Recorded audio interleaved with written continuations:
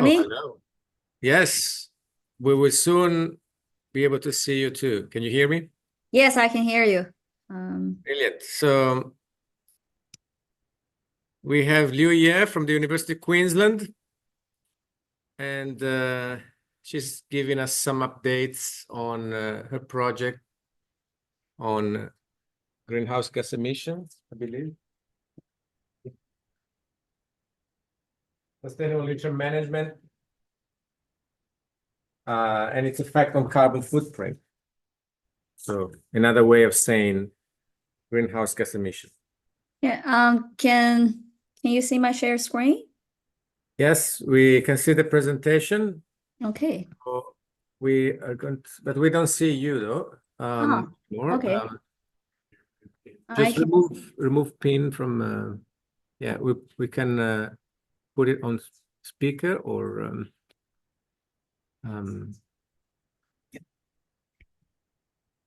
Okay, so you're good to go, Liu. The room is listening. Okay. Hello, everyone. I'm not sure if you can see me. Sorry, I couldn't join in person this time. I was there on Monday morning, but I have to come back to UQ for teaching obligations. So I have to deliver this presentation online this time. And I'll talk about my project involved in the hub. So it's really about sustainable nitrogen management on related carbon footprint. How do we manage the wastewater treatment better in terms of remove and recycle nitrogen. Okay, so my industry collaborator is Melbourne Water and Icon Water. So this presentation is prepared by me and Dr. Zhiyao Wang. So Zhiyao is recently joined the group working part-time on this project. And she's a research fellow and have a lot of experience on nitrogen cycle related. So the research progress, so we started the full-scale monitoring on 2 treatment plants operated by Melbourne Water and Icon Water. We have quantified some full-scale nitrogen emissions.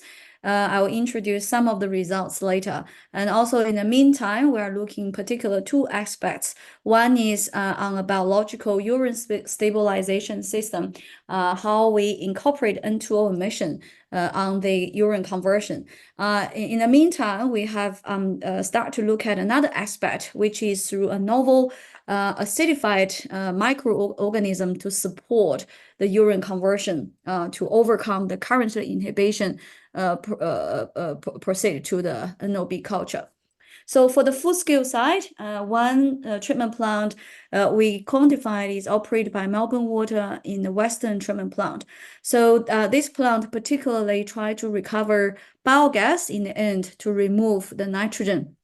So we have used the floating hoods, and so these little dots here are the floating hoods we put and try to capture the flux. So we are quantifying both the methane come out as collected as the energy source, and also the later on dissolved methane emitted through the hood together with generated nitrous oxide.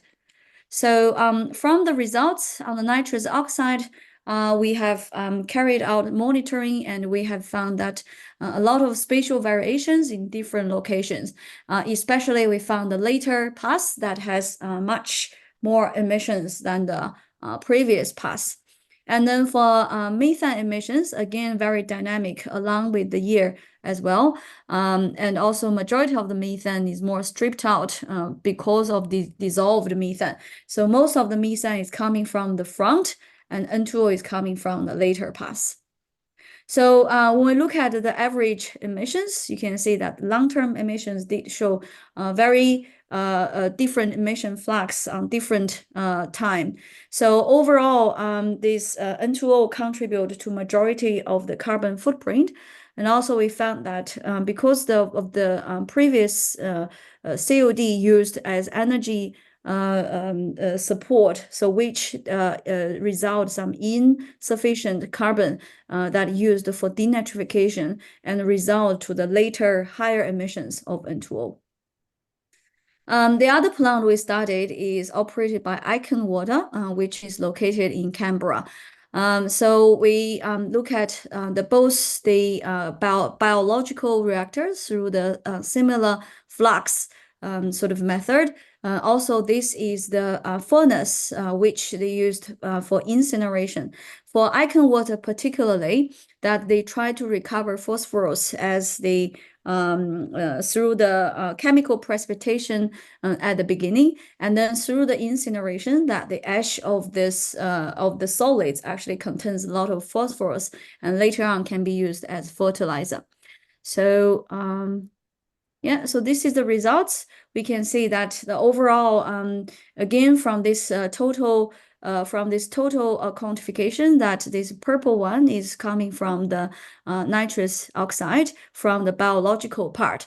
And then the next part is actually nitrous oxide from furnace. So this is through the thermal conversions that the nitrogen is also converted as nitrous oxide in the furnace of gas. Overall, the captured methane through this flux only contribute to a minor part.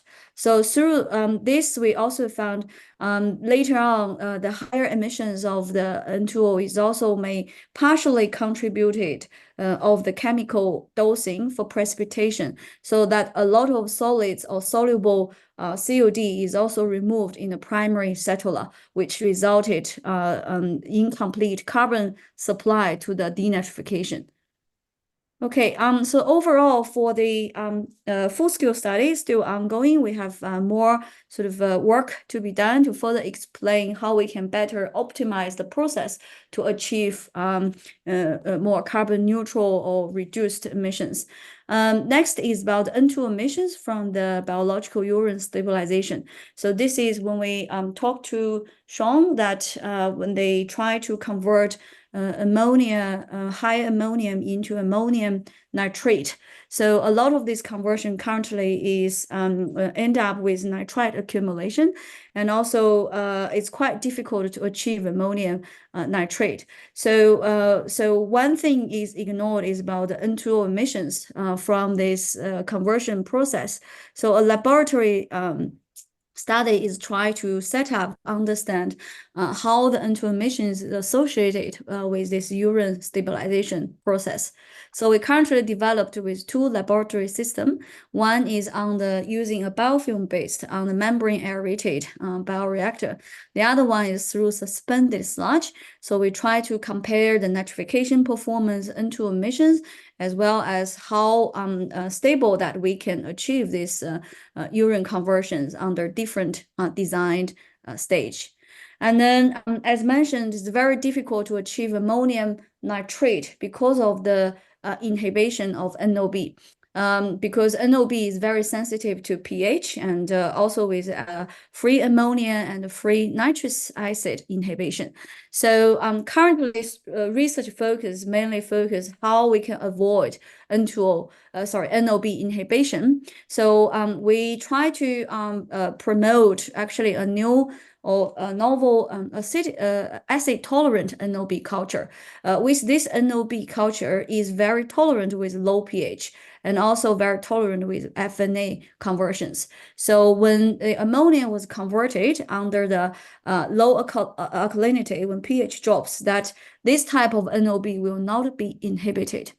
So, so this is the currently we have already enriched this acid tolerant NOB culture in the lab on this carrier, the chip-based system, and then we have tested that this under pH 4.5 to 5.8, this co-enriched nitrifier culture has very high activities that can convert ammonia, also nitrite, to a relatively high rate. And then the next stage is we're going to conduct a more systematic design and demonstrate using the urine, synthetic urine, to see the nitrification rate by different cultures and also characterize the kinetic response in these studies. Also, we have recruit a student who will be focused on specifically on the laboratory part, including these N2 emissions and also the novel NOB cultures. Yeah, so thanks to all my collaborators, especially Peter James and from Melbourne Water, Claire, and also Ben from Icon Water, and also the team from UQ. That's all. Thank you. Thank you, Liu.